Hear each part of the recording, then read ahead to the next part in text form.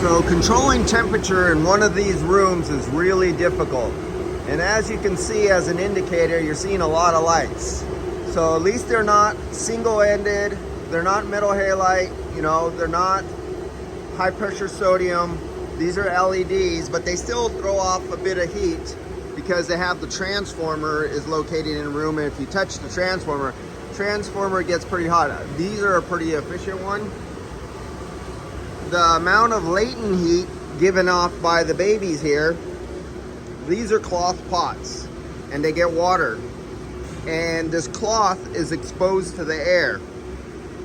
Now there's times of the life cycle where they want high humidity, like right now they'll have like 80 some degrees and maybe 70% humidity, 80% humidity. They want that right now. Well, these are juveniles. Towards the middle of their life, they will be dropping the humidity down a little bit more towards the 50% range. Now that starts becoming hard because not only do you have the respiration of the leaf, you have the cloth pot that is wet, and this wet soil. This is soil inside here. It's a mixture of coco coir, vermiculite, and oh, what's that bog material? I can't remember what that stuff's called that they mine out of the ground, but it's a mixture of that. So all the water that goes in here doesn't just come out of the leaf. We're talking about hundreds of pounds of water a day in a trapped container. So, well, this one's concrete, but all the rest of this, that's like 12-inch or 9-inch foam freezer panel. So this is inside a built freezer room. That's freezer panel. This is a insulated, almost airtight room. They didn't do a good job on air tightening it, but acceptable. So the problem here was, in the addition of adding extra dehumidifiers, as you can see, there's a dehumidifier right here. The air temperature coming out of here is 114 degrees, and it comes out, and what it would do is it would hit, and you can see there's little panels put right here. Some of that air would come down, and you'd have like 20 or 30% humidity air. That's 114 degrees, and it would come right down here. And when the plants would grow up here, the dry air would dry out the tops of the plants. So that's why this had to happen. Now the little bit of duct work, that little small piece of ducting work right there from the air handler. Now that's an LG 4.5 ton air handler, I believe. It shoots out and narrows down, and at high velocity, it shoots the air to the back wall. When it hits the back wall, it comes down. As you can see, some of the air movement over here. You see the leaves moving? So that is the air hitting the back wall, and then it comes downwards. And then as it comes down the wall, you have cool air mixing with hot air, but it wasn't that even. So that is where these little slots get cut into the side. It's not rocket science, pretty easy. And the sheet metal is just moved inwards, and it acts as a little pickup fin, a wing of a plane. And the air comes and it hits those two little slots, and it literally shoots out at an angle right into the airstream of this hot air.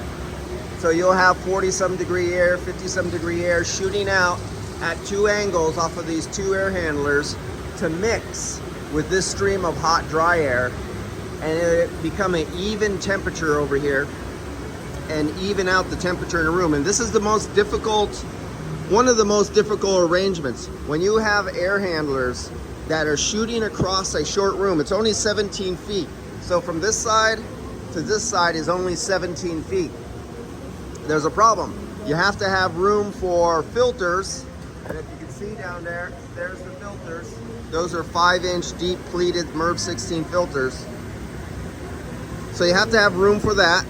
And they can't come down too long because we have this headspace up here. There's not much headspace. There's only, 2.5 or 3 inches of clearance. That's it. So there is very little clearance up here. And then we have to have a little bit of ducting work on it because you can't leave open ducts. It's not good. It's too much airflow. There's a thing about too much, and it overloads the impeller of the motor and causes it to drop more amps. So if you have an air handler and you have no filters and you have no duct work on it, that's not a good thing. You have to have some static for what the manufacturer has designed that motor and that air handler to work on. So we have these right here, and that's shooting over here, clean air. Now if we come down through the canopy, the air comes a little bit through here. You can actually feel it coming through the canopy a little bit, and it's coming even more down here. You can see some leaves moving down there, because as that dry, cool air comes down that back concrete wall, if you look right here, see that green, those are blowers all along there. And so the blowers are taking that conditioned, dried, cool air from the other side of the room that is shooting down from the ceiling, because it has nowhere to go. It's hitting, with the blowers, it's high velocity. It's hitting and it can't go up, it can't go to the left, it can't go to the right, because all along here, going all the way down, all the blowers are going in that direction, so it only has one place to go. The physics won't allow it to go anywhere else, and that's down. And where it goes is over here.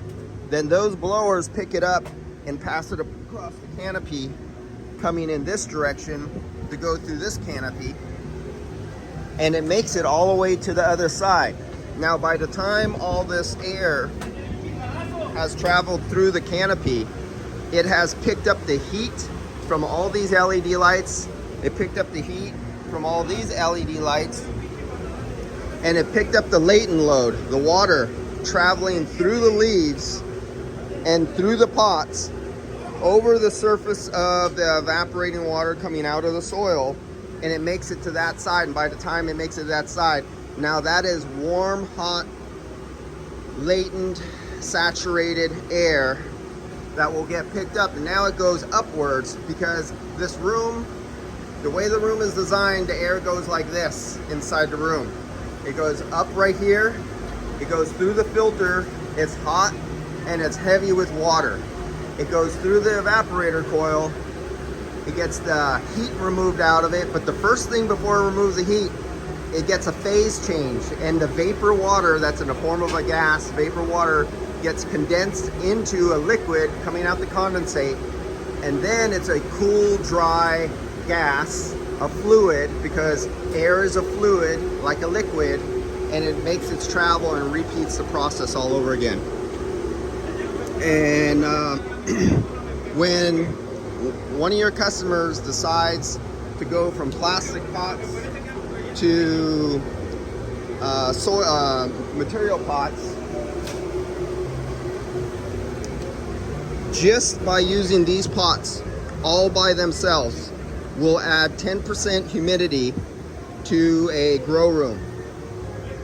And that is the negative side effect of using material pots, is how much moisture actually, as a water vapor, is traveling right through the pot into the room. That's going to have a very big effect on your latent capacity.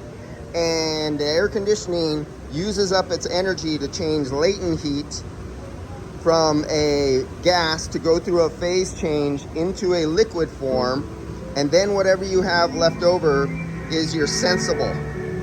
So that's how that works. I'll see you guys later. I gotta finish way down there at the end and cut 2 more of these things here. All right.